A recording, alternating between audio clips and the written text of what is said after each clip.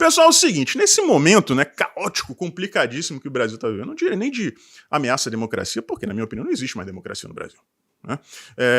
Muita gente tem essa ideia romântica de que para você instaurar uma ditadura, você precisa, por exemplo, de um pronunciamento ao vivo em rede aberta, na TV, como se fosse uma invasão alienígena de Hollywood. Ó, a TV sai do ar ali, tá lá o pessoal na China, no Brasil, na Nicarágua, na Índia, na Alemanha, na Noruega, e entra lá a mensagem do alienígena: ó, vamos invadir a Terra, e agora? Em todos os idiomas. Não é assim. Ninguém vai chegar, né, em rede nacional de rádio e TV e dizer: estamos mudando o regime de governo, agora é ditadura. Não é assim. Primeiro, eles instauram formalmente. É isso que a gente está vendo aqui no Brasil. E depois, eles formalizam isso através da legislação. Uma tentativa, um exemplo aqui, PL 2630, né? PL da censura. A censura já existe. O projeto de lei 2630 é apenas a formalização daquilo que já existe para dar áreas de legitimidade à censura, né? A uma ditadura. Tá? E muita gente também acredita que as Forças Armadas vão fazer alguma coisa, que existe uma GLO em andamento, né, por debaixo dos panos secretos, que o Lula não é presidente, que os militares vão salvar o Brasil. Gente, esqueçam isso. Momento de união de foco naquilo que interessa e que pode realmente mudar o destino desse país. E isso não passa pelos militares. E para provar isso aqui para vocês, eu vou trazer o vídeo de um general, se é para chamar aquele projeto de soldado raso de general, né? Maé tá lá fardado, né? Prestou um depoimento na CPI do Distrito Federal do 8 de janeiro, não confundir com a CPMI, que vai acontecer no Congresso. E ele relatou a experiência dele nos dias 8 e 9 de janeiro, e vocês vão entender o que é hoje as Forças Armadas. Acreditei, né, principalmente por ser de família militar, gerações e gerações de militares, e também pelo posicionamento do presidente Jair Bolsonaro, que acreditava naquilo até o dia 30 de dezembro. Quando ele parou de acreditar, fez aquela live, eu parei de acreditar também. E desde então, para mim, as Forças Armadas são o retrato da decadência desse país. Vou mostrar esse vídeo aqui para vocês e a gente comenta depois, tá? A gente tem alguns outros temas aqui para tratar antes. Vamos falar, por exemplo, essa aqui é rapidinho, tá? Projeto de governo, colocar TV, óculos de realidade virtual e TV de 4K, tá? E computadores, laptops para os presos do complexo de Bangu. E o STF, por sua vez, formou maioria para acabar com a revista íntima nos presídios. Ou seja, temos hoje um Brasil bandidólatra, né? E vamos conversar aqui agora, dessa vez por um tempo um pouco mais estendido, a respeito do Glenn Greenwald, né? O famoso Verdevaldo, ex-sócio do Intercept Brasil, da Vaza Jato. É um grande jornalista, realmente, métodos um tanto quanto controversos, isso é inegável, né? A gente viu isso durante principalmente aquela série de matérias, né, da Vaza Jato, mas em algum momento da vida dele ele decidiu que aquilo não era para ele, né? E de um tempo para cá ele vem defendendo a liberdade de expressão com uma voracidade surpreendente. Isso, pessoal, levanta vários questionamentos. O que aconteceu para o Greenwald largar o projeto dele, o Intercept Brasil, e assumir essa postura contra a ideologia que ele defendeu a vida dele inteira? Algumas pessoas esquecem que, quando ele ganhou o Pulitzer, né, foi por desmascarar uma agência de inteligência contaminada. O governo não era democrata, era um governo de esquerda, né? Então o cara tem o histórico dele. E eu li uma matéria, muito bem escrita por sinal, falando sobre o Verdevaldo e levantando, né, alguns questionamentos, principalmente fazendo a conexão com alguns textos da brilhante jornalista Paula Schmidt, né, que escreve para o Poder 360. Eu vou deixar o link dessa matéria no primeiro comentário lá embaixo, e eu preciso que vocês leiam esse texto, tá? Mas combinem, tá, esse vídeo aqui com o texto. Se eu for explicar tudo que está lá, vai demorar muito tempo e o vídeo vai ficar muito longo. Mas, em resumo, o Glenn Greenwald pode salvar o Brasil. Ele é um cara que pode salvar o Brasil, pode salvar a nossa democracia. Por quê? Porque a Paula Schmidt expõe nas matérias dela que o Leandro Demore, provavelmente, possivelmente, vamos falar assim para não tomar processo, é a pessoa por trás da mudança de comportamento de vários jornalistas. Alguns que eram anti-PT e hoje parecem militantes da CUT, alguns que eram apoiadores fiéis de Jair Bolsonaro e se tornaram oposição, não vestiram o boné da CUT, mas, como diz a matéria, né, mas se tornaram haters do Jair Bolsonaro, e alguns outros personagens, né, como Miriam Leitão, por exemplo, né, que sempre foi afeita às esquerdas, mas que está extrapolando, né, perdeu até a racionalidade, virou um animal sem discernimento. E os arquivos da Vaza Jato podem explicar isso. Talvez essa ação do Demore tenha incomodado o Greenwald ao ponto dele deixar um Intercept. Será que ele tem coragem de dizer o que sabe? Não sei se ele tem coragem, mas a matéria não fala isso, mas é uma opinião que eu defendo, é por isso que eu estou trazendo isso aqui no vídeo, há muito tempo, é que haja uma CPI da Vaza Jato. Porque só foi revelado, né, naquele conteúdo hackeado, o que interessava naquele momento ao Intercept, que era acabar com a Lava Jato. A partir daquelas matérias vieram a suspeição de Sérgio Moro e a elegibilidade de Lula. Então Lula é presidente hoje, dentre outras coisas, por conta da Vaza Jato.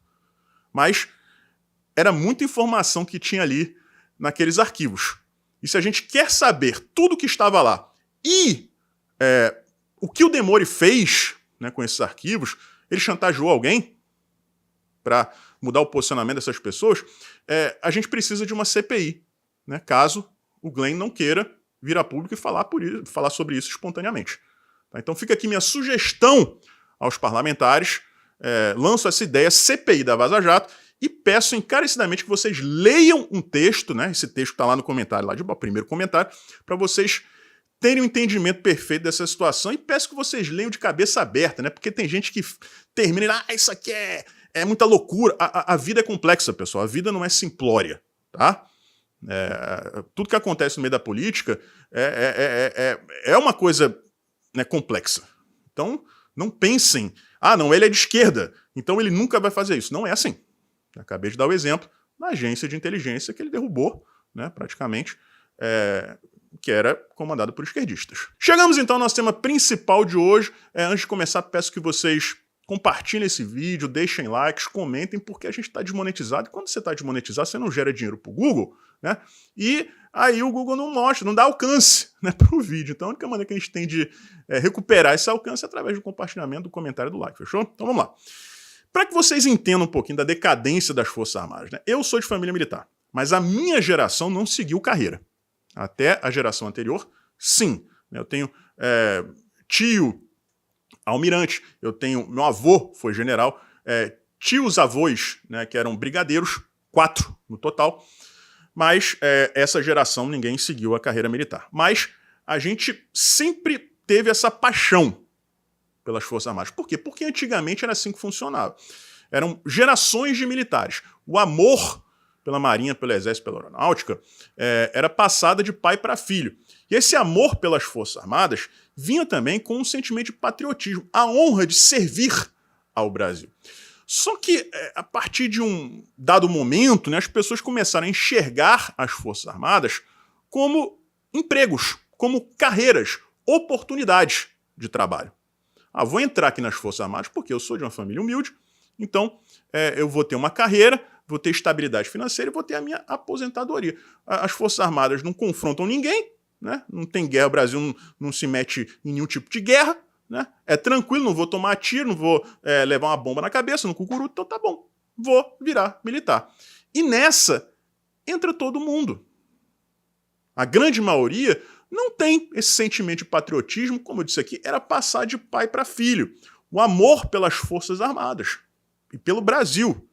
Repetindo, a honra de servir ao país.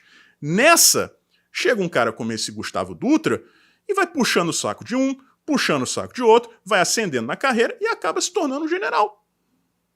Isso aí, quando era soldado, devia... Vocês viram que ele não puxa saco, né?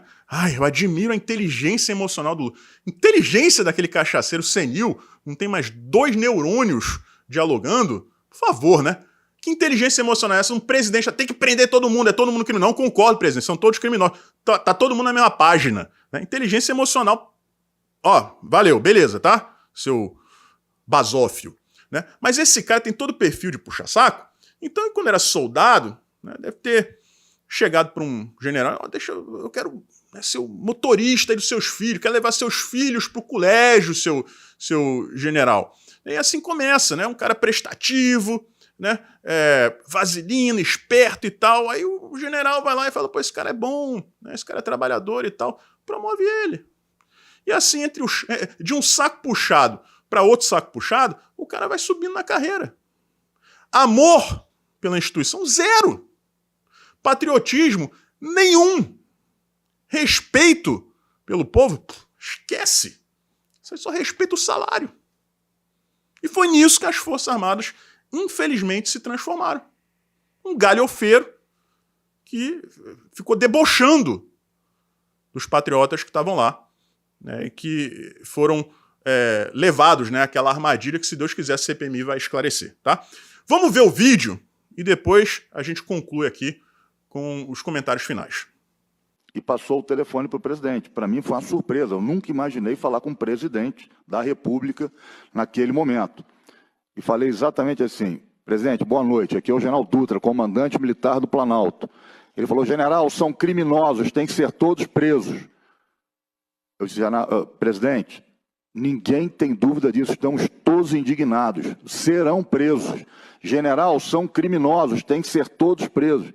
Presidente, estamos todos no mesmo passo, estamos todos indignados iguais, serão presos. O presidente Lula, eu tenho uma admiração pela inteligência emocional dele. Isolamos a praça e aí acontece um fato interessante, porque havia em algumas pessoas um nível de fanatismo, um nível, não entendo, de transe, que quando nós isolamos as praças, e no vídeo que o senhor mostra, o primeiro vídeo que o senhor mostrou, dá para o senhor ver a linha de soldados que passou a noite toda lá isolando a praça. E quando nós isolamos as praças, deputado, as pessoas acharam que nós estávamos isolando a praça para protegê-los. E foram dormir. É duro para mim assistir isso, pessoal. É muito duro. Se tiver alguém que tenha vomitado, não vou condenar a pessoa, vai no banheiro, né? Lava a boca, escova os dentes, depois volta aqui a assistir. Mas isso aí é o retrato atual das Forças Armadas. Existem exceções? Claro, você pega o Augusto Heleno, você pega o Braga Neto, e mais alguns aí, que ainda são daquela velha guarda, aquelas pessoas que ainda mantêm aquele espírito patriótico que o militar das antigas tinha. Mas a regra é esse Dutra. Essa pessoa nanica, né? Nanica moralmente e eticamente. É uma pessoa pútrida por dentro. Pútrida. Esse é o retrato. Tá? Pelo menos dos que estão no topo. Pelo menos. Tá? Porque à medida que você vai subindo, se você não tiver esse amor, você vai sendo corrompido pelo sistema. De repente o Dutra, quando entrou, não era assim. Mas foi se transformando nisso à medida em que ele foi percebendo que era isso que ele precisava fazer para ascender. Tá entendendo? Quando esse cara chama aquelas pessoas de fanáticas, você já percebe que ele não tem caráter. Né? Porque quem tem caráter tem sensibilidade. E ele não tem sensibilidade. Então, consequência direta, ele não tem caráter. Quando ele fala que, debochadamente, né, que as pessoas, eles achavam que a gente já estava lá para proteger. Aí foram dormir. Os bobões, os boboquinhas, né, os bocóis, foram dormir. A gente estava lá para prender eles, porque eu já tinha recebido a ordem do presidente, o cara que eu admiro, cuja inteligência emocional eu admiro. Se esse cara fosse homem, se ele tivesse caráter, ciente de que iria prender todas aquelas pessoas inocentes, ele teria dito para elas, pessoal, o seguinte: a gente já cercou aqui a praça, tá? Durmam tranquilos, mas, infelizmente, amanhã eu vou ter que conduzir vocês à cadeia. E arca com as consequências. Agora, você fingir, né, perceber que as pessoas achavam que estavam sendo protegidas, fingir que isso é verdade, né, fazer um teatro, e no dia seguinte, isso é a pior parte, né, as Forças Armadas colocando as pessoas dentro de ônibus, dizendo que elas iriam para casa. Botaram todo mundo na cadeia, mais de 1.000 pessoas. Essas são as Forças Armadas. E tem gente que acha que essa turba aí vai fazer alguma coisa. Não adianta, pessoal. Não adianta. Eu conversei com um militar que eu conheço há muito tempo, um general muito das antigas, né, bem das antigas, raiz, casca grossa, que ele fez uma analogia perfeita. As Forças Armadas hoje são uma coca pet, tá? Não adianta você sacudir a coca, né? Porque o gás não vai sair enquanto a tampa estiver lá. Quem é a tampa? O alto comando, os generais, os Dutras da vida, né? Os Tomás Paivas da vida. E aqueles bunda moles do alto comando. Eles são a tampa da coca pet. Então não adianta nada você ficar lá sacudindo achando que o negócio vai estourar, porque não vai. Dali não sai nada. Não adianta também o povo ir para as ruas nesse momento, né? Sei que vai ter muita gente que não vai gostar do que eu vou falar agora, mas não adianta. Qual é a pauta? A gente vai pedir o quê? Se tu bota tua cara na rua, no dia seguinte tu é taxado de antidemocrático. Tu vai preso. Se tu coloca um carro de som na rua, certeza que vão correr atrás das pessoas que participaram da vaquinha para pagar aquele carro de som. E você pode ser preso. Será que tem gente que não se deu conta de quem vai proteger? Antigamente existia a ilusão de que as Forças Armadas fossem proteger essas pessoas. Hoje, como vocês acabaram de ver, assim espero, não existe essa possibilidade. Então, ir às ruas nesse momento é suicídio. Uma manifestação kamikaze. Agora, a nossa esperança são as CPIs. CPI do MST, CPI das ONGs, CPMI do 8 de janeiro. É assim que a gente tem alguma chance de reverter esse cenário, pessoal. Infelizmente, a gente foi colocado nessa posição. E não adianta espernear, porque senão a gente vai espernear dentro da cadeia.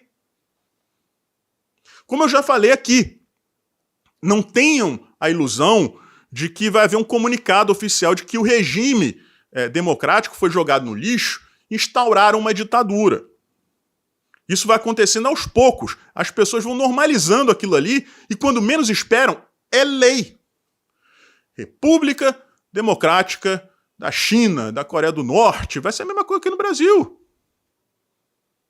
Esqueçam, quando eles falam democracia, é uma maneira de tentar invernizar a ditadura. É como se você está na cozinha, a comida não fica muito boa, tem duas coisas que você coloca em qualquer comida que fica boa. Batata palha e queijo ralado. Democracia para a esquerda é batata palha e queijo ralado. É uma ditadura que eles jogam isso aí em cima para ficar gostosinho. Tá? Então, foco nas comissões parlamentares, tá?